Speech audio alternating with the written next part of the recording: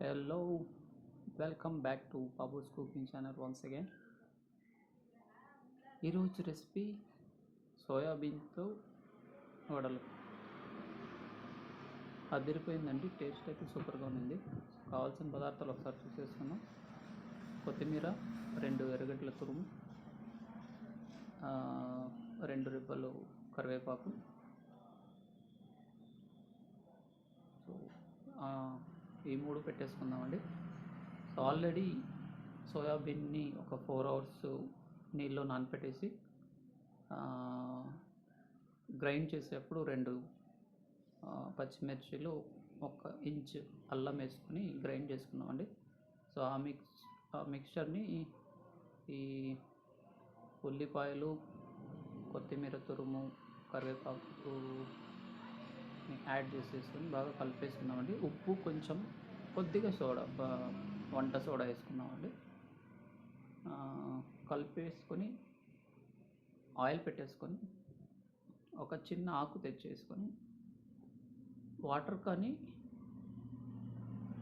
Oil కానీ రాసుకొని ఆకు మీద ఇలా వీడియోలో చూపిస్తున్నట్టుగా మనం గారెల్లాగా వేసేసుకొని ఈజీగా బాయిల్ అవుతుంది. సింపుల్ అండి. ఆకు మీద కొద్దిగా మా మదర్ అయితే వాటర్ అనుకునేసి ఆకు మీద వాటర్ రాసుకొని గారెలా కొట్టేసుకొని ఆయిల్ వేసుకోవడం అండి. సింపుల్. అలా లో ఫ్లేమ్ మీద ఉడికించుకుంటే లోపల బాగా బాయిల్ అవుతుందండి. సో పచ్చిగా లేకుండా హోల్ పెట్టడం వల్ల ఆయిల్ సెంటర్లో కానీ బాగా ఉడికేస్తుందండి. సో లో ఫ్లేమ్లో ఉడికించుకొని గోల్డెన్ బ్రౌన్ కలర్ వచ్చాక తీసేసుకుంటే మన సోయాబీన్ గారెలు, వడలు రెడీ అండి. నేను మొదటైతే అనుకున్నానండి సోయాబీన్తో ఏంటి అని, బట్ అమ్మ రెసిపీ బాగా కుదిరిందండి.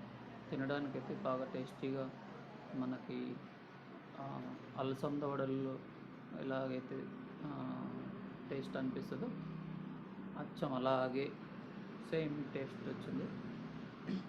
ట్రై చేయండి. రెసిపీ నచ్చితే మీ ఫ్రెండ్స్తో షేర్ చేయండి. మరిన్ని ఇంట్రెస్టింగ్ వీడియోస్ కోసం బాబు కుకింగ్ ఛానల్ చూడండి. మరిన్ని మన అనంతపూర్, రాయలసీమ వంటలతో ఇంకా ముందుకు వస్తానండి. సో అలా నేను మీ ముందుకు రావాలంటే మీ ప్రోత్సాహం ఎంతో అవసరం అండి. సో మీరు సబ్స్క్రైబ్ చేసుకోండి. స్కిప్ చేయకుండా నా మిగతా వీడియోస్ కానీ చూస్తారని ఆశిస్తున్నాను. అంతే అండి.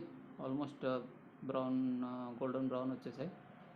సో తీసేసుకొని సర్వ్ చేసుకుంటే అదిరిపోయే సోయాబీన్ వడలు ready.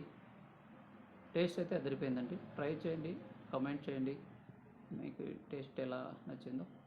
Thanks for watching. Please subscribe.